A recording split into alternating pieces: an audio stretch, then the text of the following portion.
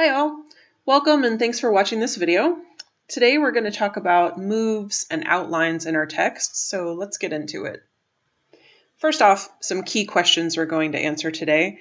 Firstly, what is a move exactly? And how can moves help us to create or revise a text structure? And lastly, how can we use the Academic Phrasebank to ease this before or during drafting work? So the first and most important thing we need to understand is moves. A move is a technical term for writing, which refers to what the author is doing with a particular sentence or a part of text.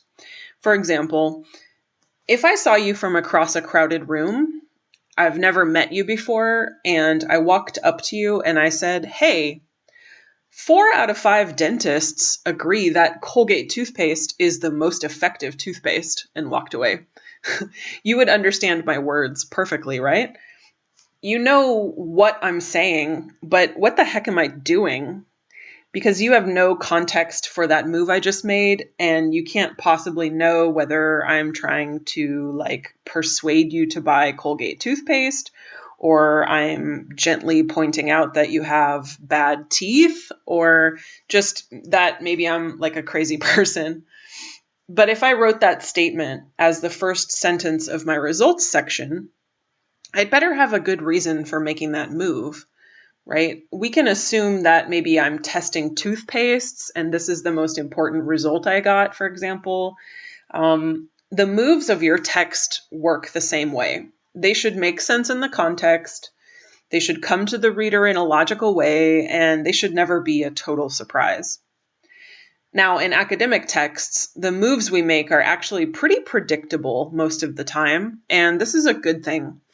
English readers of formal texts really do not like surprises. We want a text to follow an obvious pattern and to make all the moves we expect at the time we expect them. This is why I don't start a paper off with a statement of how important my results are, for example, nor do I start a conversation off by talking about a majority of dentists. This predictability can really help us as readers too, by the way. For example, I don't have to read an entire introduction just to find out the specific research question of the paper, right? I can just skim the beginning of each paragraph until I know I've found the right one. And the right one probably starts off with something predictable like, "The present work seeks to answer the question, da-da-da." Not only that, but I can probably just go to the end of the introduction because I'm a smart reader and I know that introducing the research question is usually one of the last moves of the intro, right? So how can we use this information to help us write?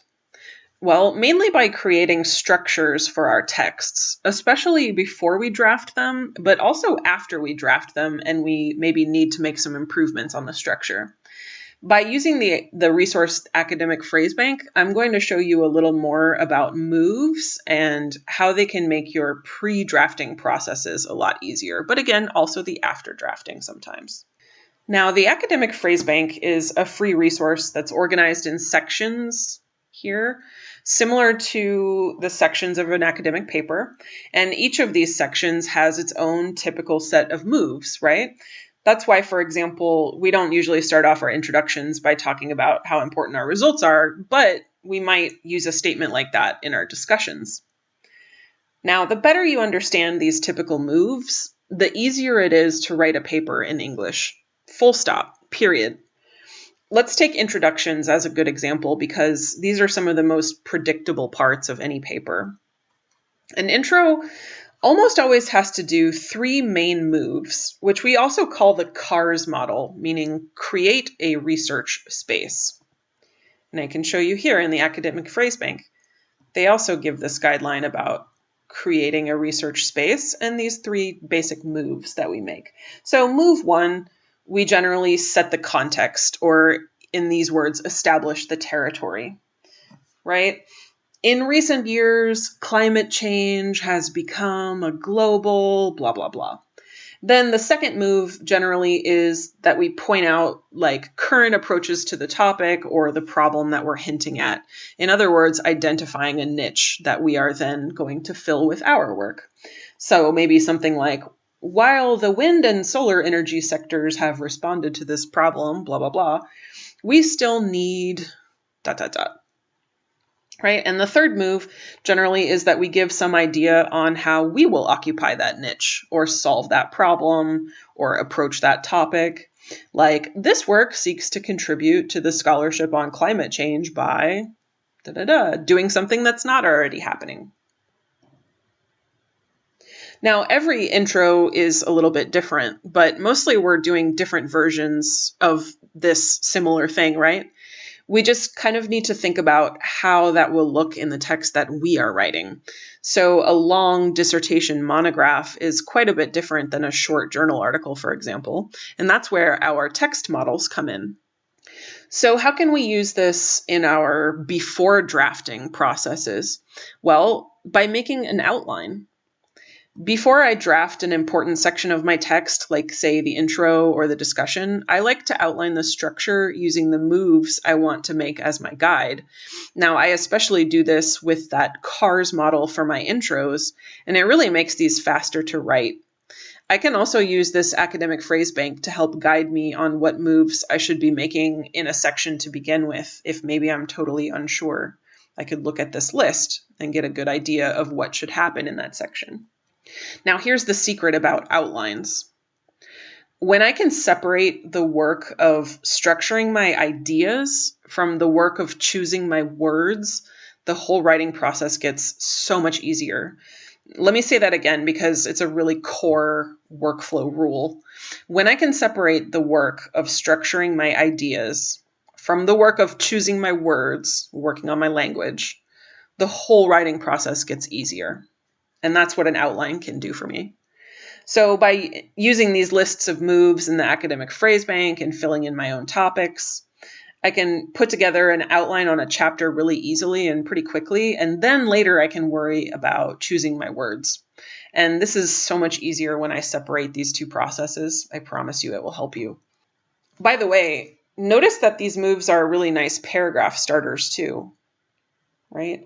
Because in English especially, we really like the point of the paragraph to be very clear at the beginning.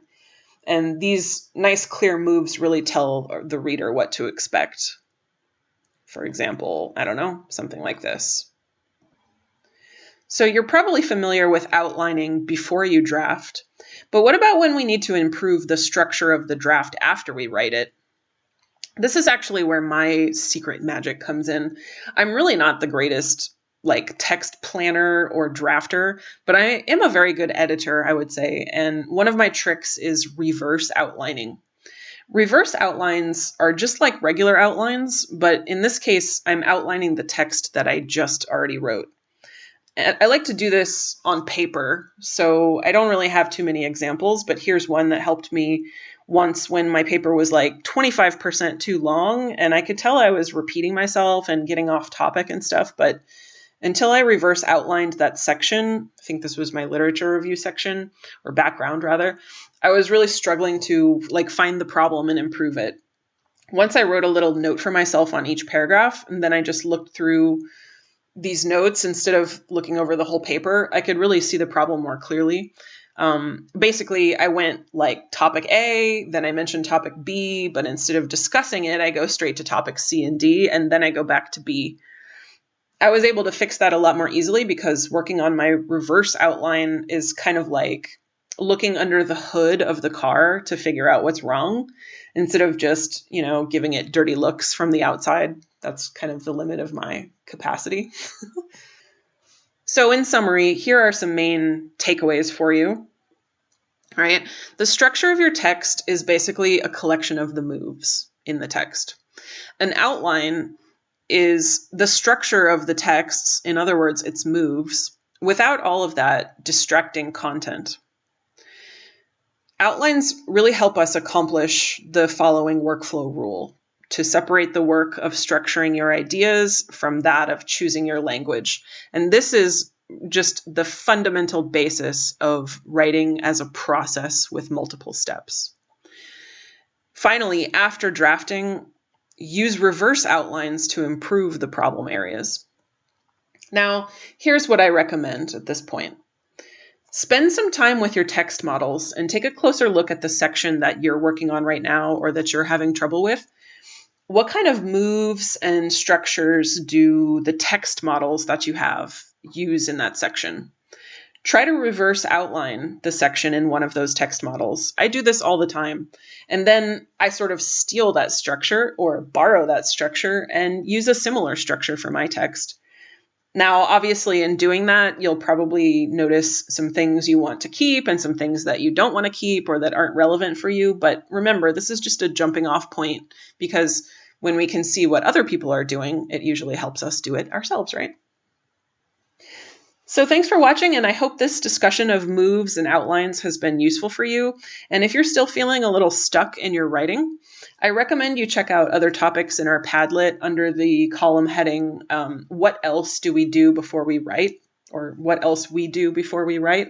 And spend some time looking through these categories in the Academic Phrasebank as well. And also go back to your text models, do a little reverse outlining there, and I promise that's really going to at least help you clarify typical text structures for the section that you're working on right now.